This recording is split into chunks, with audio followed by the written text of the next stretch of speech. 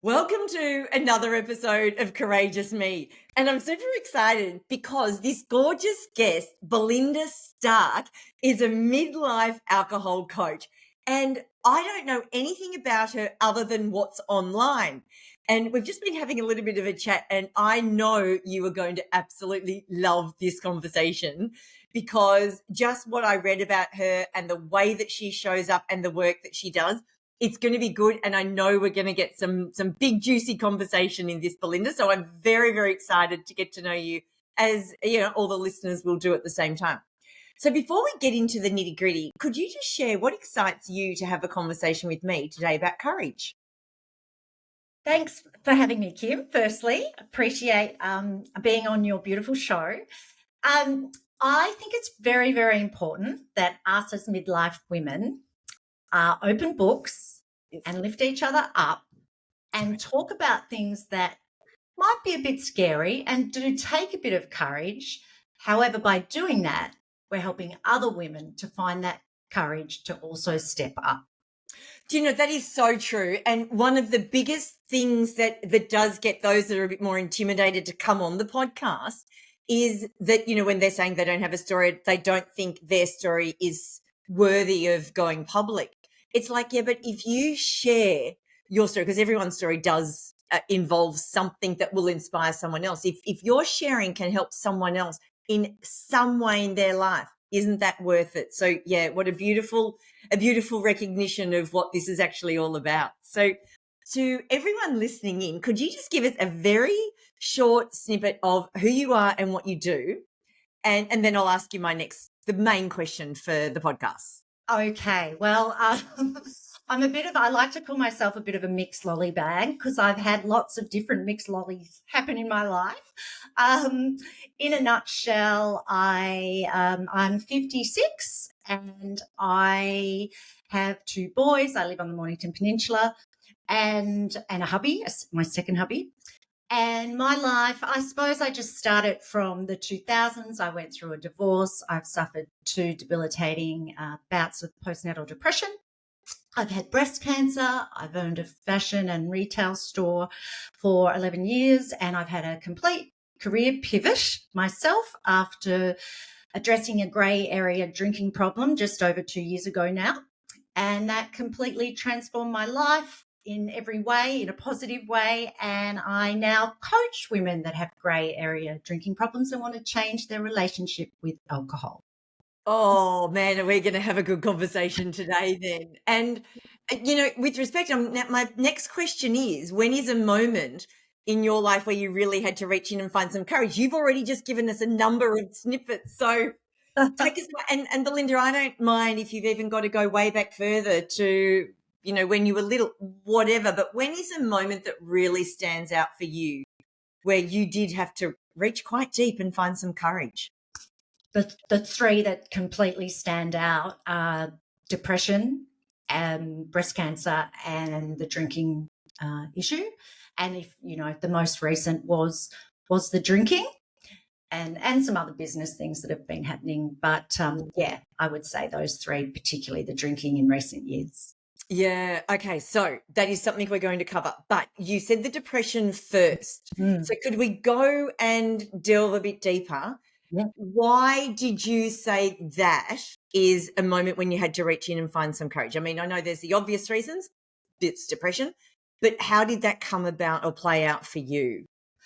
With the birth of my second son in the early 2000s, I was hospitalised with him. His name's Max, for on and off for a year, the first year of his life.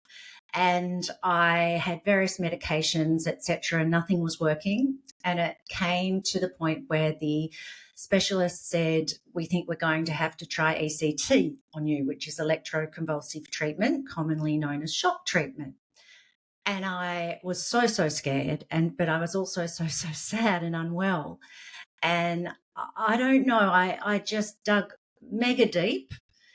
And I also, they you know, one last ditch attempt, they said, we'll try you on lithium, but we're doubtful it'll work. Well, it worked, but it was also this courage, this deep gut women's, it's not intuition, but hey, Belinda, you've got to dig really deep now. I know it's scary. I know it's this and that, but, let's get better. It's like this voice that took me over and said, we've got to stand up and get better because the alternative isn't good. Wow. And this is postpartum, so after the delivery, yeah, so postnatal depression. Yeah. Yeah. And you said your second child. Did you have any trouble after the birth of your first? Yeah, that was with my first husband, and Mitch was born in 95, so I cannot believe I'm about to be a mum of a 30-year-old. Oh, oh my goodness. Wow. Anyway, doesn't matter. I No? feel like I was 30, 5 minutes ago. Yeah. But Mitch was born in 95. I was diagnosed with PND. Back then, it wasn't recognised as much at all. It had a bit of a stigma, like mental illness did too, but it certainly wasn't as debilitating or as bad as what happened with Max. Okay, so you had it before, but this time was at a completely different level. Correct. And how far into experiencing the depression were you when you finally said, I've got something's got to change. I cannot keep going this way. Like, how far in were you? Day 3 of his birth.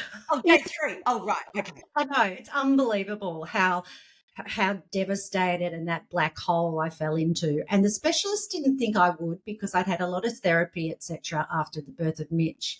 Yes. But Max was actually quite a needy baby, refluxy. And look, there's a 10, 11-year gap. So, I'd just forgotten, I suppose. But, yeah, it was very, very early on. And within a fortnight after his birth, we were in a psychiatric hospital. Oh, wow. And can I ask, how long did that all last until you were, I guess, all clear, so to speak? Yeah. What did it happen even? Yeah, 6 weeks and then in and out for I'd get better, but then I'd sort of fall into a hole again. Then, so I say probably the first 9 months of his life, I was in and out of hospital.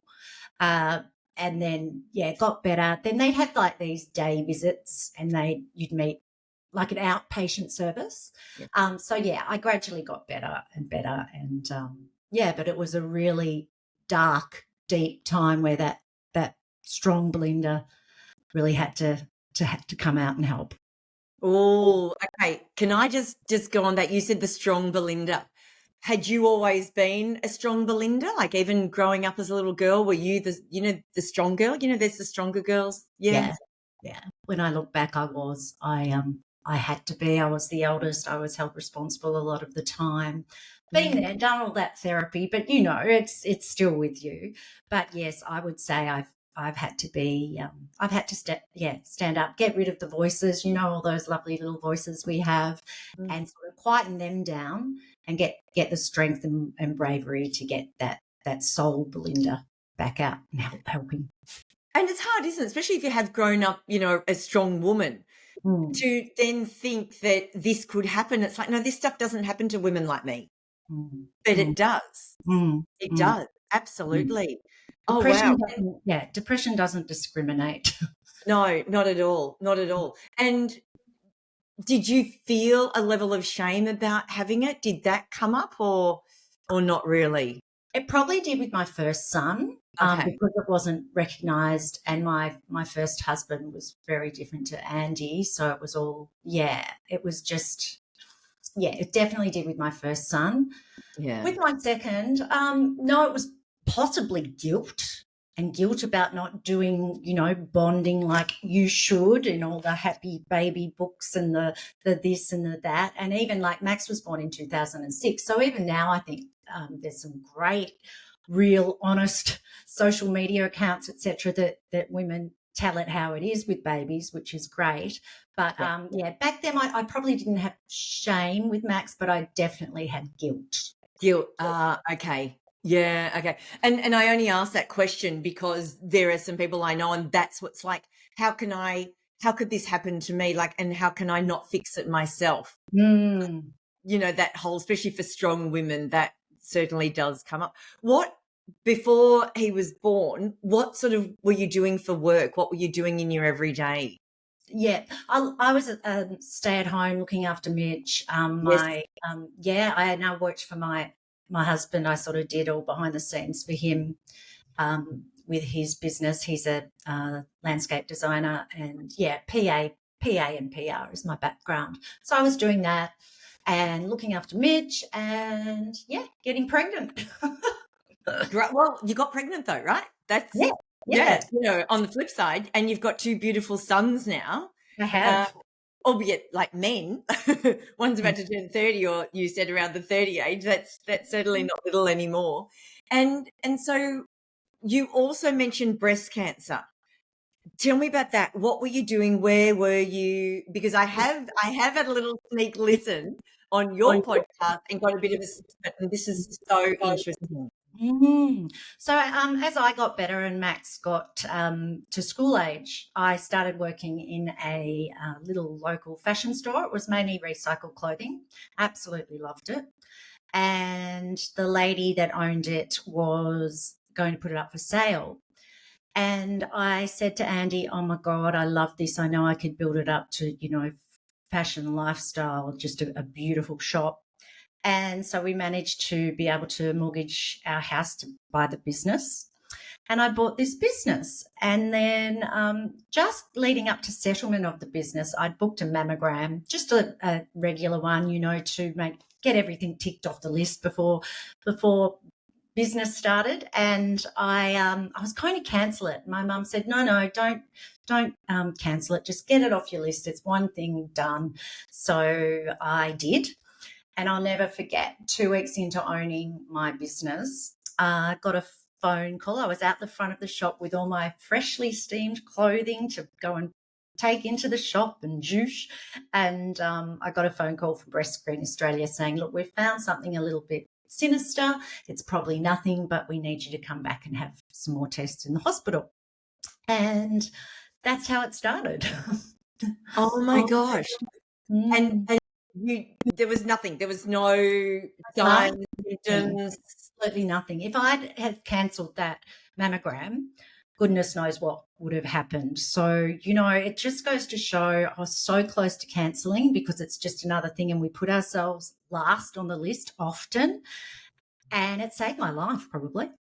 Wow. And not only do we put ourselves last, but in all fairness, you're 2 weeks into a new business. That, by the way, it's not like you're an employee going to a new job. You've mortgaged your house for this business, and then you get this news.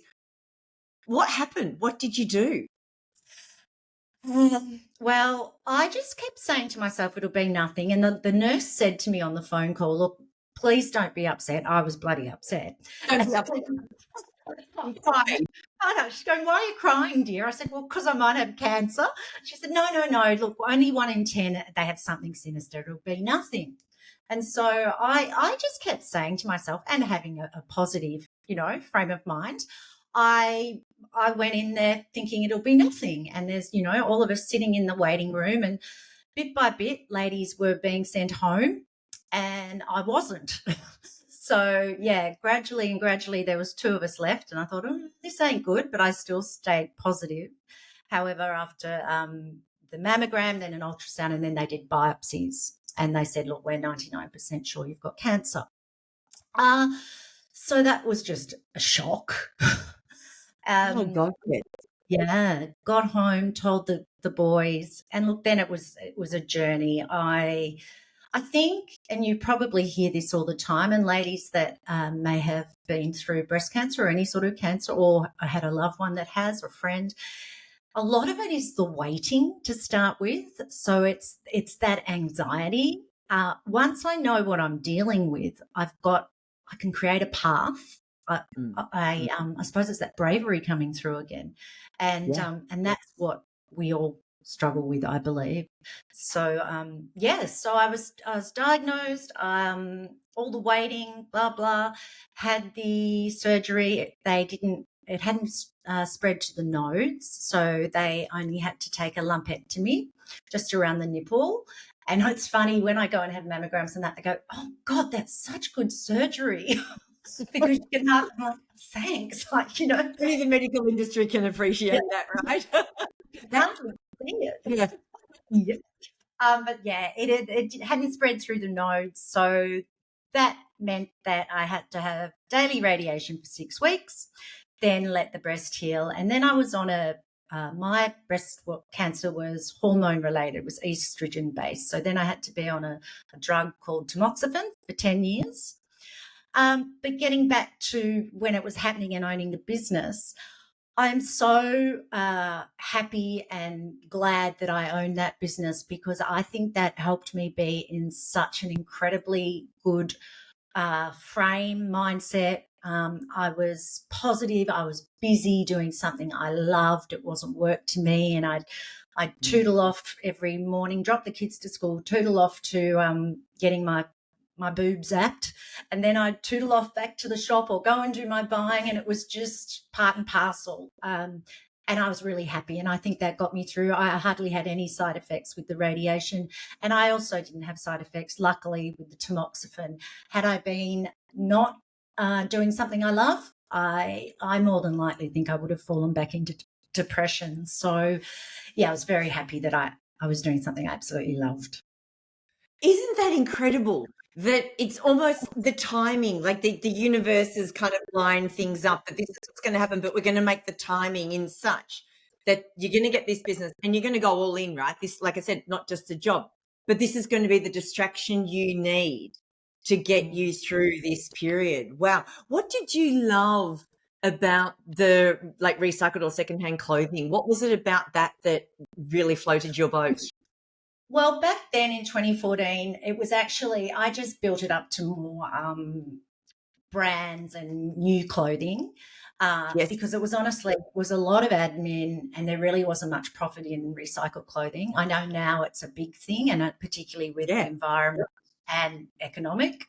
But yeah, back then I changed it all up. I got some beautiful homewares. We would travel because I'm like sort of I fossick, and just I was very passionate about finding things that you don't find in every second store. I wanted it to be really special, and I just loved the buying too. I loved it. It was like Christmas, and I just listened to my customers. So it became a very successful business because they were getting what they were asking for, I suppose. Yeah. Do you know, as a little girl growing up, and I love shopping. I don't do it a lot, but I find it quite therapeutic. How do you find having a shop where you don't just buy everything you love, right? You've got to buy things that your customers are going to love. How did that kind of play out for you? Yeah, that's a really interesting question, because I often see other retailers, particularly when they start out, just buying what they like. Yeah. Um, and you just can't do that. You've got to be really business minded and think, no, what does the data tell me? And I would go to buying and I think, oh my God, that would look really good on Prue, that customer I have, or, oh, I know who'd love that. And that really helped me. It's really knowing your customer and having those in-store relationships. And yes, so it was difficult at times, but you just have to do it. Yeah.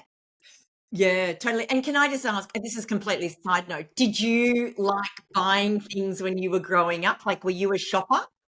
God, yeah. Well, we weren't. Yeah, it was a big treat to go shopping. We weren't that sort of well off, but I've always loved fashion, always. And it's quite funny. My very first job was in Just Jeans, a part-time job, and then one of our best sellers in my business were jeans. So go Go full circle. figure. Yeah. Yeah. Well, everyone wears jeans, don't they? No matter how old, what size you are, everyone wears jeans, and jeans are not easy to buy.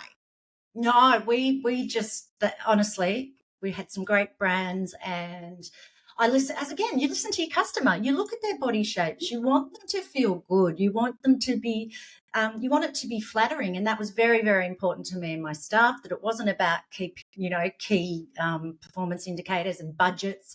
It was about really, really being honest with those customers and making them feel good inside and out. So yeah, we sold a lot of jeans, and it was good too because COVID for me was one of the most successful times because what I stocked was exactly what everyone wanted, particularly in Victoria. So some really cool leisure wear, colour. It was all about colour. Black just died when COVID happened. It was all about colour. It's still, well, I closed up in December, but after COVID, my shop just became more and more colour and hardly any black because it wouldn't sell. So yeah, COVID was very good to me in that way. Oh, it's so beautiful because I've had a lot of women on this podcast who had their own businesses, and COVID really hurt them, really hurt them. How did I not know about your business? I'm all about colour. Like wardrobes, like You're big in, long car. you're in Victoria, aren't you? Yeah, I'm in Mordialloc, so I'm Melbourne. Hey. I know, that's what I'm saying. It's like, how did I not know about you? A store that sells women's clothing and colour, like oh dear. And only in the morning to Peninsula. This is criminal to hear about this now that you're closed. Why did you close it? Well, I'd lost my passion to start with. 2 years ago, I studied to be a certified life coach. Why did you do that, can I ask? Just before you keep going? After stopping drinking, I felt very pulled to midlife women and coaching them. It wasn't necessarily through alcohol back then when I started. It was about their inner critic, building themselves up, their confidence, which is sort of what I was doing in my store, but this was sort of like a deeper level. And after stopping drinking, it's so transformational. I mean, women that do it say it all the time, but they might think, ladies might think, oh, what's so transformational? But it's a lot deeper than just stopping drinking, and you create a loving relationship with yourself and work out who you really, really are. And I just had to do this certified coaching. I've always been about personal growth. I went to some Tony Robbins things. I read books. And I just said to Andy, and it was probably a side hustle to start with, but the deeper I got, the more I had to do it. Retail has been terrible, small business and retail. The big guy, look, you only have to see it when places like Country Road and there's a lot that have gone broke too, the big guys, but they're always having sales. So that is an indication of how bad it's going. Black Friday sales and that have just got outrageous and go for a month or two. That was very bad last year for us. And I physically and mentally just couldn't do it anymore. It was 11 years in and I just lost my passion. So I went away with my son. I was a smoolie on schoolies. This is Max. And I read some great books, and I've had Denise Duffield Thomas on my podcast, and I read her book, Get Rich, Lucky Bitch.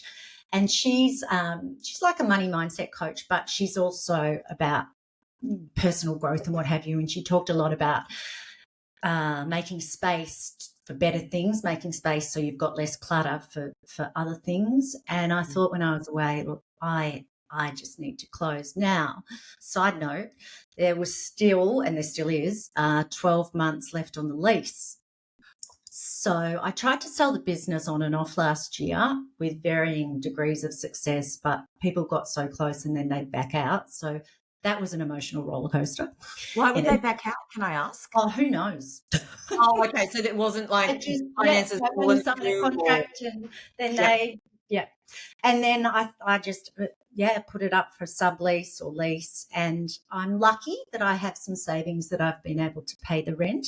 However, at the time of this recording, it looks like I may have I've had someone take it over. But yeah, that was scary, but I needed to create space. And Andy said, look, mentally you come home and you're so sad. And let's just do that and I also had a breast cancer scare again in November. Nothing, it was fine, but I thought I'd felt a little lump, and then that really, put things into perspective. And I said, I want to give this coaching a full crack, and it's where I'm going, and I don't want things in my life that no longer serve me. Oh, totally. Oh my God, I got so many things I want to ask you. So firstly, obviously you're doing all the life coaching, right? So there's a big piece of that around, what does light you up? What fills fuels that fire in your belly. So you're doing that work. So it's no surprise that in doing that, I love though that you found the space going to schoolies, albeit accompanying a teenager going to schoolies. But Areas. to me, schoolies just is like crazy, and that's for you where you found the space, read the book, gave yourself the time to really reflect, and then you've gone all out, which, it's such an interesting time, isn't it? I speak to a lot of women, as I'm sure you do, that kind of get to this midlife stage and they're not happy doing what they're doing, but they think, but I've always done this. So how Mm. could I do something else? Or how could I go from being like the best at what I'm doing to starting again? And that fear stops them from making the move. And I often will say, you're only midlife, right? That means you could have another whole half of your life, not that we know the end date. Yeah. But do you want to feel like this for another 40 or 50 years? It's crazy. So I have to go back. When you stopped drinking, okay. Yeah. So talk to me about that. Were you drinking a lot? Yeah. And why did you stop? What was the catalyst to making you stop? Can you really dig into Oh, this? Is that okay? I'm so happy to share all this because there's so many women I know out there in midlife that would probably have a similar problem experience. Yep. So I wasn't an alcoholic and I don't class myself as one. A lot of midlife women, most that overdrink, are grey area drinkers, or we call them middle lane drinkers. Yep. And What's that mean? What's grey area drinking? it means, look, you drink too much, but you're not an alcoholic and you should be doing something about it and it's affecting your life in some way. Okay. But you could still be high functioning, still going and Yeah. Oh, your job, looking yeah, after kids, whatever it might be. yeah. Okay. It's doing Yep. it all. Yeah. High functioning heavy drinker. Yep. And when I look back, there are a couple of breadcrumbs, but I chose to ignore them, which we are very good at, because you love alcohol. And I don't know, it was probably COVID, and then it was Christmas 2022, and I woke with some shakes, and that frightened me. But I also had some disorientation, so I do what everyone does, and Dr. Googled, and That's the best advice anyone could get, right? Go to Google. yeah, we could probably do it with ChatGPT now too. Yeah, that's it. That could probably give us it'll give us a diagnosis and a medication, and And it will ask us how we're feeling and then give us some advice around our mental health and that's serious. Sometimes I have a little chat with Chatty if I'm feeling down. Anyway, digress. So I had these shakes and some swaying. Dr. Googled, and it scared me what it said. That's vertigo, etc., is a sign of heavy drinking. It can affect your brain, etc. And I probably knew it, but this time it clicked. How old were you, can I ask? How was I? 53. So it's 2022 going into 23. A couple of other things that happened was my older boy, who's 30 this year, he was 27, and he settled down with a beautiful girl. And I thought, you know what? I think this is the one. And if they have children, which I know they do want one day, I can't see him letting me look after them because of how much I drink. So that was a bit of a catalyst too. And then what I did was I must have done it subconsciously. I sent a text message out I sent it to my hubby and Mitch, and my best friend. And I said, I know I've got a drinking problem and I'm really scared. I love you and I want your support. And Mitch rang me back straight away and he said, Mum, I'm so very proud of you. Of course, I love you and I'll support you. I never thought that you'd admit you had an issue. And that was like, whoa, I thought I was hiding it really well. But he knew okay, wow. So I was drinking a bottle of wine a night and more every night. And a whole bottle and a little bit more. Yourself. Yeah. Yep. And what I noticed was I would start avoiding sports pickups because after 5 o'clock it was drinking time and nothing was going to interfere with that. So, I'd pick up Max from footy at say 6:30 p.m. or something. No, I'd make up excuses. I'd get Andy to do it, or I'd make up excuses and get a school mum to do it. But it was because you knew I it wanted was to get into the booze. It was Yeah. my 5 o'clock speed drinking time, I call it. So I'd down that bottle, maybe share the bottle. So Andy would get one glass, and then I would trick myself by saying I'll have a lighter alcohol bottle next, and that's allowed because it's only 5 standard drinks, not 7. But yeah, this was every night. Yep. Night What were you after drinking? Was it white champagne? wine. White wine. I used to love champagne, but near the end it was just white wine every night. Just white wine. Yep. Yeah. And I probably just got sick and tired of feeling sick and tired. I knew something had to give. Yeah. And can I ask, did you get hangovers? I would, but you build up a tolerance. Yeah. So I may not get physical. I would get some physical hangovers and greasy food the next day and not go to the gym, all those things. But I would probably get more so. And a lot of my ladies I see say, oh, I don't get hangovers. But you do get a brain hangover because it's affecting your brain, and you get a mental hangover. You are flatter. You are anxious. You can't escape that. No. And the reason I ask that is because when I hit perimenopause, and I didn't drink like that, but I would at least have 1 or 2 a night and then binge on the weekends. And I would get hangovers though. And then when I hit perimenopause, my hangovers became so cruel and so nasty that I naturally gave up. I mean, I'll have one drink now. I'll never have more than one at a time because the hangovers were so bad. So it's kind of a blessing though, because it's what stopped me from continuing on. And now my life and alcohol, I've got the most beautiful relationship with it because we only ever have one together, ever. Yeah. But I've got another girlfriend who was a bottle of wine plus a night, no hangovers as far as she was concerned, completely gave it up. But when she gave it up, she's also late 40s, early 50s. When she gave it up, she lost no weight and she got no different. Now, we know internally she was, but she stayed off it. She's been off it now for a couple of years and will never go back. But she still did it even though she never saw the benefits. But how did you do it? So you've come to this conclusion that you realize it's not good. You've got some like things that have happened that have scared you. Your son's aware that, you're now owning this. What did you do? How did you do it? Yeah. I just gradually, slowly cut it back. By yourself? Yeah. Slowly just cut it back each night. I Googled sober curiosity. That's the buzzword, the buzz saying. And I got curious. And when you Google or search sober curiosity, there's Dr. Google again, isn't there? There's so many women out there that are in the same boat. There's so many books, and it's known as quit lit. I have to be very careful how I say that. It's a tongue twister in itself. I know what I could say. Yeah. So quick lit, L-I-T. Quit, Q-U-I-T, lit. Quit literature. Quit lit. Oh, quit lit. Oh, fruit. Yeah, that is a tongue tie. Yes. Yeah.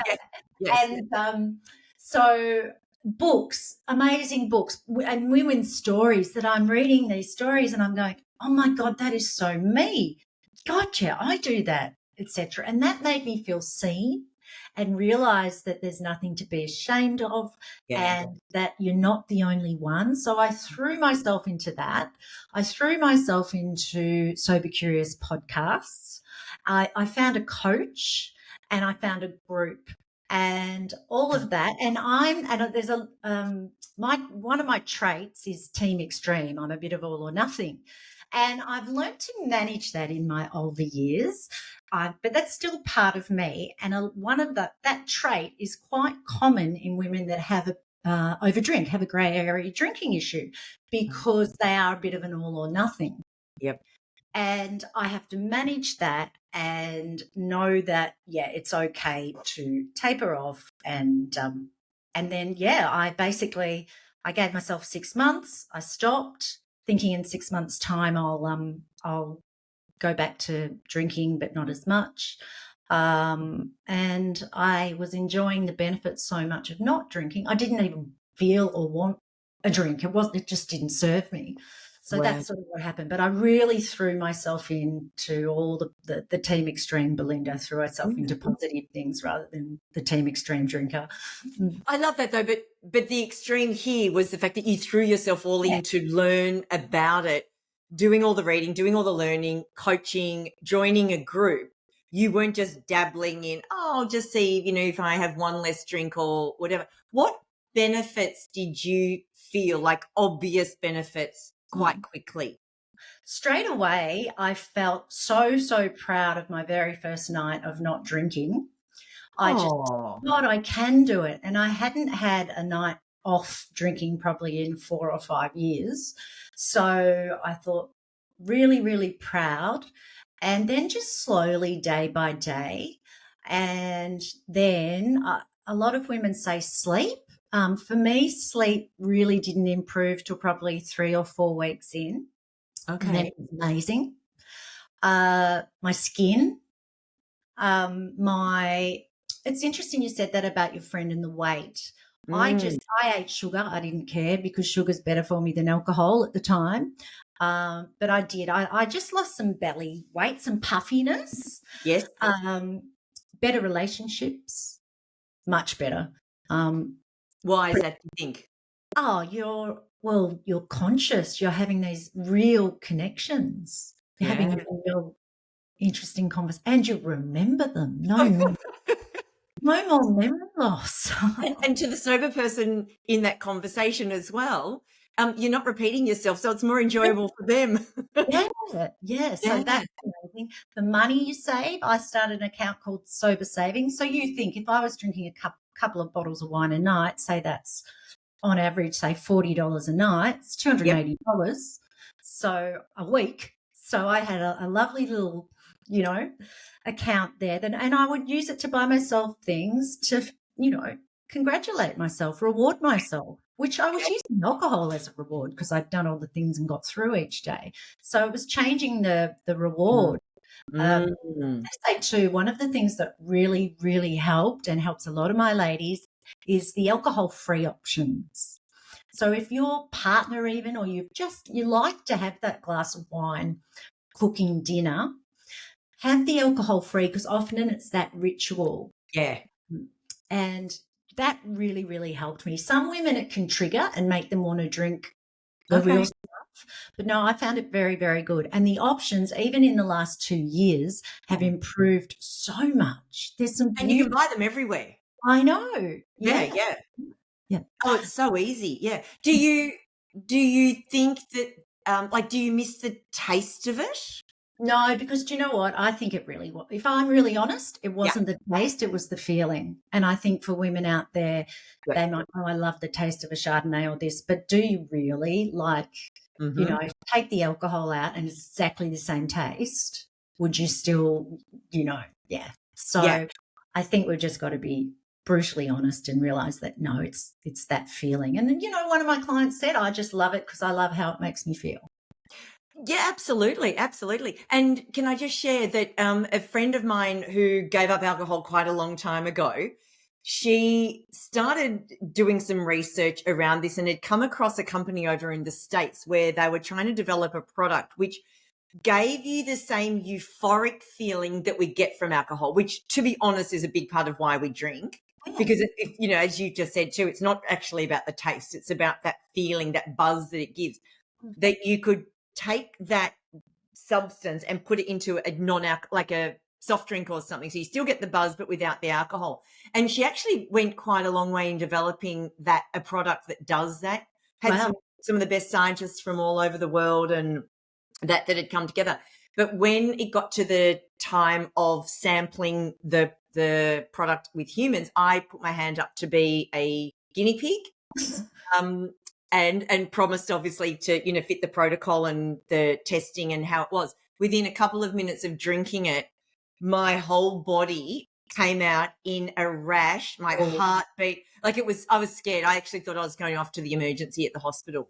wow. Anyway, got an antihistamine into me immediately. It was all good. Anyway, she stopped the trial after that, Yeah. completely gave it away. And it wasn't just me, others had reacted not as badly.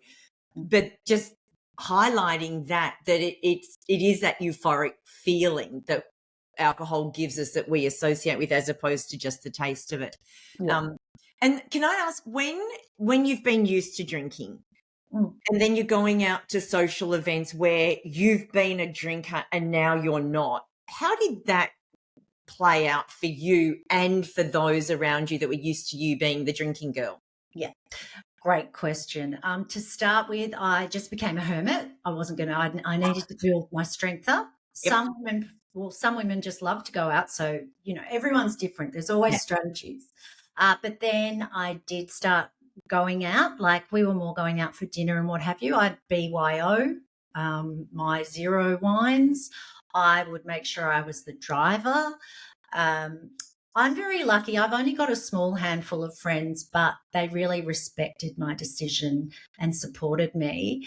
You Yeah. find when you stop drinking, you will lose some friends, but they're usually the drinking friends that don't want to be with you because it makes them realize they might have an issue. Yep. And is that really worth it? And the other thing too is you can go out.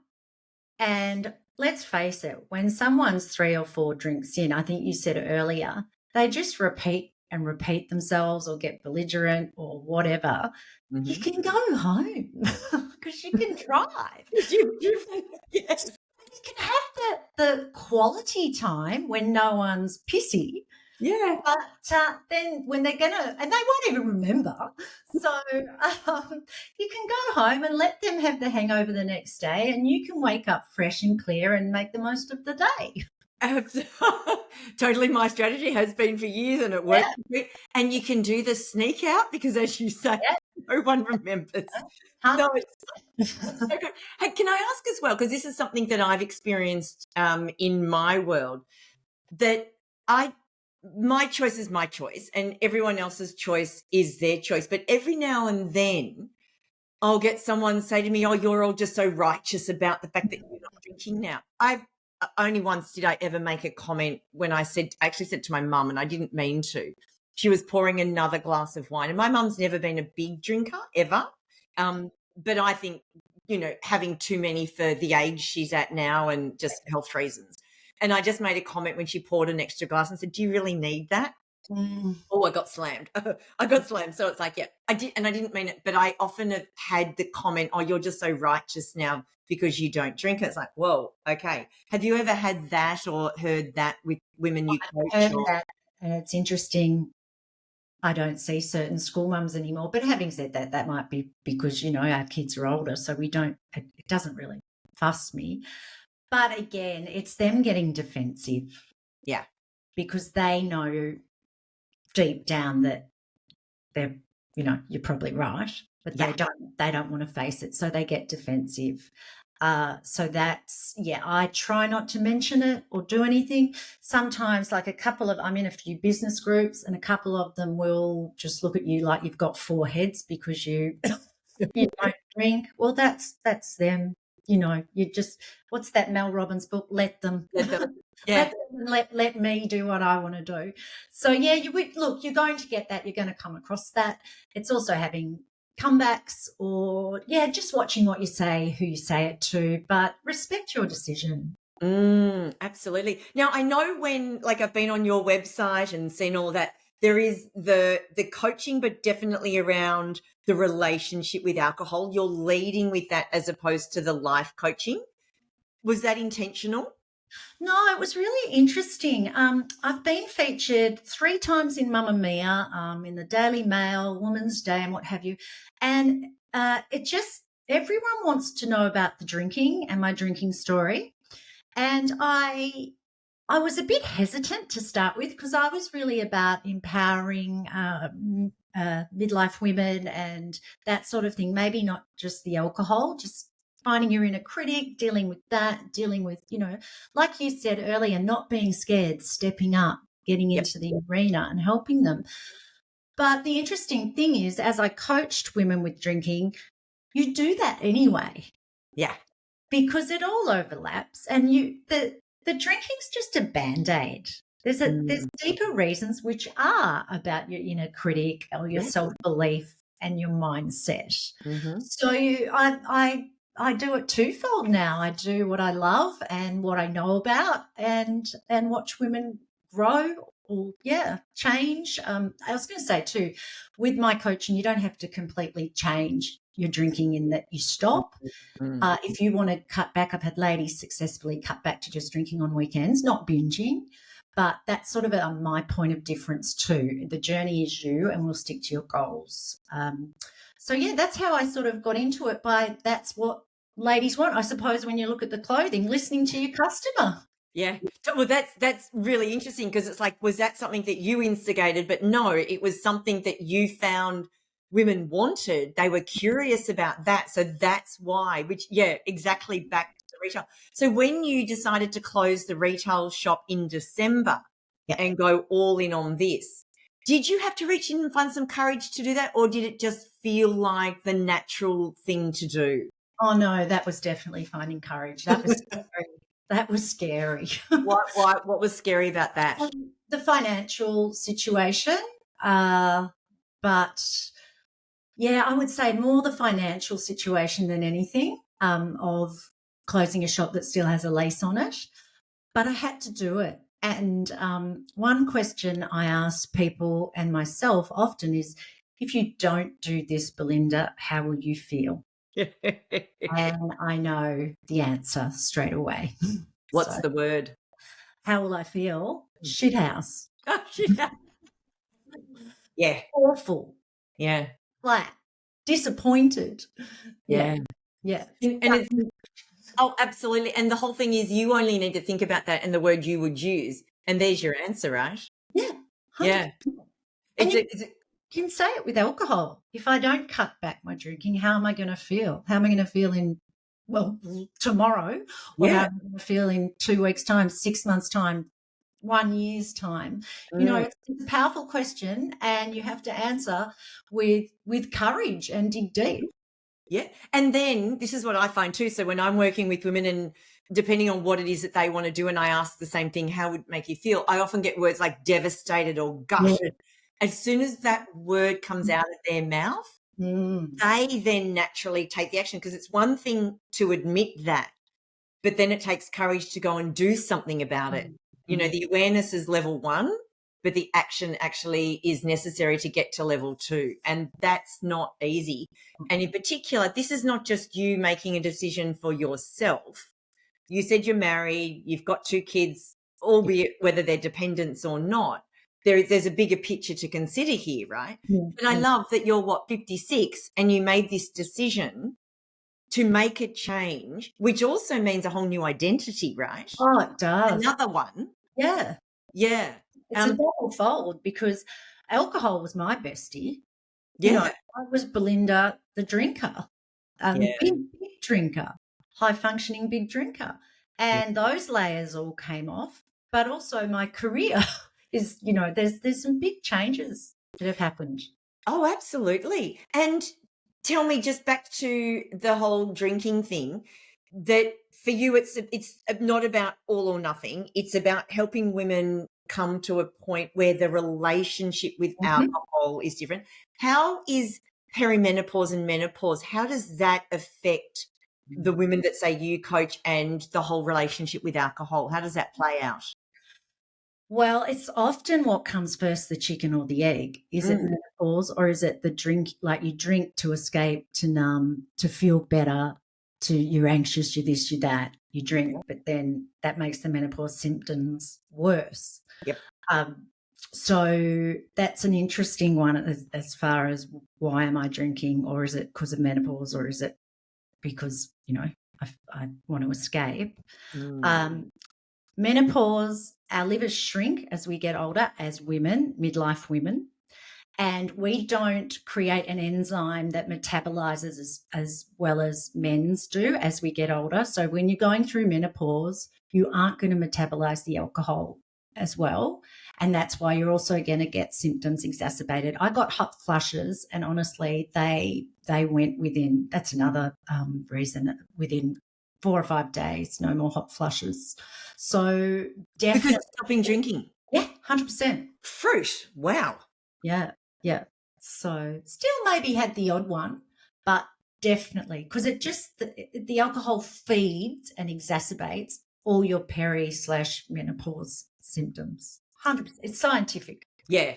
Yeah. And having gone through all of this myself and, Mm. questioning the doctors, it's like, why am I getting hangovers so severe now compared to that? And the medical evidence supporting that. Yeah. So it made sense. But you talk about a relationship with alcohol. Can you have a healthy one? Everyone's different. Okay. A lot of women that I know, because you make some beautiful friends in the sober sphere, I have to say. I love that, the sobersphere. Yeah. There's a guy, Booze Free Dad or Bance, and he calls it the sober verse. So, yeah, you make some beautiful friends and they're real connections. Yeah. But it really depends on you. I just found that I didn't want to drink because I'd be giving up too much, which is quite funny because, 2.5 years ago it was, I don't want to stop drinking because I'm giving up my drinking and I love it. But now I don't want to drink because I'd lose so much. But having said that, for me, I still say, look, I don't know. I might have a drink one day. I don't know. I'm not going to put it out there that never say never, because it creates too much pressure. Yeah. But a lot of the people in sober sphere say, nope, never, and that's them. A lot of ladies start with saying, I want to cut back to half of what I'm drinking. It can creep up again, so you have to be quite vigilant with that. But some start and they think to themselves, or they say to me, sorry, that I'm actually really enjoying this. I think I'm going to have 5 alcohol-free days now, not 3. Because they see the benefits. Yeah. Yeah. So everybody's different and it's your journey. So just give it a go if you're starting to question it. Yeah, absolutely. And this is obviously something you work on with women who maybe just don't know what to do next, or they've gone to Google or GPT and the answers are just give it up, it's not good for you. And it's like, yeah, great, but how? Yeah. Just saying to myself, I want to give up. I know so many people in my world that have said that so many times, but nothing's changing because nothing's changing. I think a lot of women try to rely on willpower, and I am very anti-willpower. Same, you look at diet, so you're saying, no, I'm not drinking, and rah, rah, and by about day 4, I'm not having the chocolate, or I'm not eating carbs, and you just binge because willpower doesn't work. It doesn't last. It's a finite thing in that it won't last. It has to be coming from the gut, the heart, your intuition, and your mindset. It's a real mindset change. And look, that's reprogramming to be, particularly alcohol's everywhere. I think we were talking off air about, Bridget Jones and the mummy wine culture. And when you stop drinking, you absolutely realize where it is everywhere without Everywhere. a preachy teachy. It's just life. It's the culture. So yeah, it is everywhere. But yeah, give it a go. And I've got great strategies. We go deeper. But the client's always in charge, and we can always change it to you. But yeah, definitely not willpower, more about sustained, self-compassionate change, not self-critical change, because that also won't work. Oh, totally. Just a quick one. Have you ever been good with willpower over your life, not even just limited to alcohol? Yeah, and then I've binged. Right. Okay. So willpower works until it doesn't. Yeah. No, Yeah. it doesn't. Just, when you were saying before about, being an all or nothing kind of girl or woman, then, yeah, that's willpower is great until it's not working, and then once you break it, right, it's like, oh well, I've broken it once, why can't I do it again? Yeah. So what's the next thing then that you've got to really reach in and find some courage for in your life? Again, personal, professional, don't mind. I thought about this question. I thought, well, I've done the shop thing. I would say might be a little bit superficial. I've spent a lot of money and time with Annalise McCarthy, and she's got The speaking coach. Yeah. her speaking coach. Yeah. So we've spent a lot of coaching and time together. We're nearly at the end of the journey because I would like to write a book and speak publicly. And I would say, as it gets closer to the end, I'm freaking scared about actually standing up in front of people and speaking. So that's where I got to find some courage next. And I'm a speaker, so I know you are. So maybe you can give me some tips.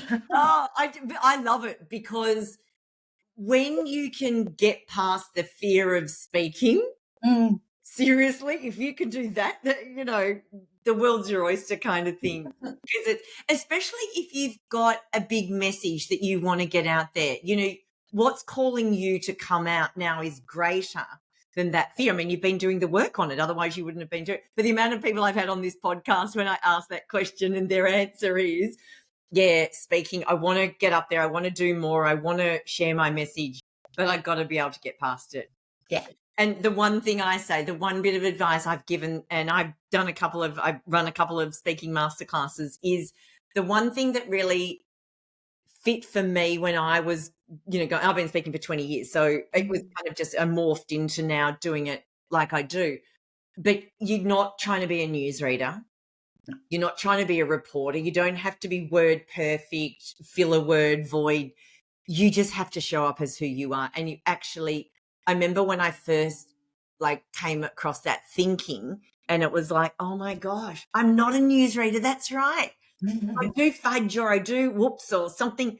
That's even better because it makes me really human. So, I'm so excited about this.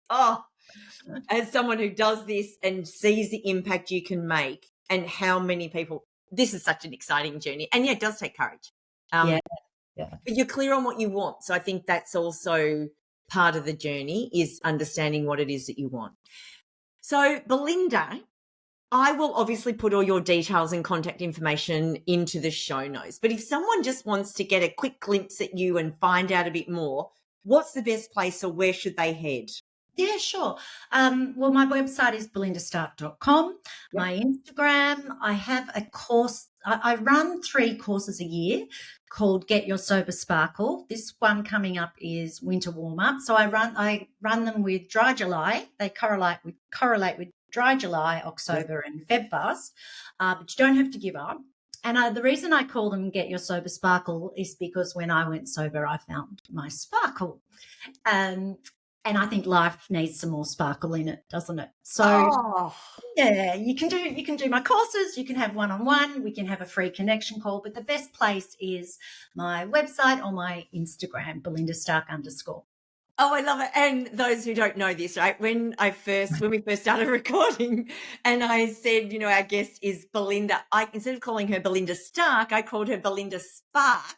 And that's because I'd been on her website and read about sparkle and spark and all of that. So, your name and sparkle, and the fact that that's how you felt when you gave it up, you got that spark back, is absolutely gorgeous. Belinda, I've loved this. I really could keep talking to you for ages. There's so many angles that we didn't even touch on. Maybe we'll have to have you back in a year's time and, hear what's happened and get an update on all those people you're impacting from stage. Oh, yeah. Maybe we'll speak together one day. Well, absolutely.